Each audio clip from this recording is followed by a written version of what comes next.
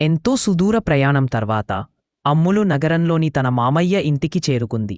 రహదారులు జనసందోహంతో శబ్దాలతో నిండిపోయాయి. ఎన్నడూ చూడని కొత్త దృశ్యాలు ఆమె కళ్ల ముందుకొచ్చాయి. ఆత్మీయంగా స్వాగతించాడు. ఆ రాత్రి మంచ్పై పడుకున్న అమ్ములు నగర శబ్దాలను వింటూ తల్లిదండ్రులను, పర్వతాలను గుర్తుచేసుకుంది. కాని ఆమె హృదయంలో ఒక ధైర్యపు కిరణం మెరవసాగింది. తరువాతి ఉదయం మామయ్య ఆమెను పాఠశాలకు తీసుకెళ్లాడు. పెద్ద గేట్లలోకి అడుగుపెడుతూ పుస్తకాలను గట్టిగా హత్తుకున్న అమ్ములు భయంతో, ఉత్సాహంతో నిండిపోయింది. తరగతి గడిలో మొదట అమ్ములుకు చాలా కష్టంగా అనిపించింది. పాఠాలు, భాష, ఇతర పిల్లల నవ్వులు ఆమెను చిన్నదిగా అనిపించాయి. కాని ఆమె వెనుకడుగు వేయలేదు.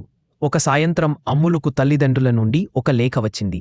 అందులో వారు రాజా గొర్రెల గురించి రాశారు. ఇంకా ఆమెపై గర్వపడుతున్నామని చెప్పారు. అమ్ములు కన్నీరు పెట్టుకుంది. కాని ఈసారి అవి ఆశల కన్నీళ్లు. ఆ రోజు నుంచి అమ్ములు తనకు తానుగా ఒక మాట ఇచ్చుకుంది. నేను బాగా చదువుకుంటాను. అమ్మానాన్నల కోసం మాత్రమే కాదు, నా పర్వతాల కోసం, నా రాజా కోసం, ఇంకా నా కలల కోసం.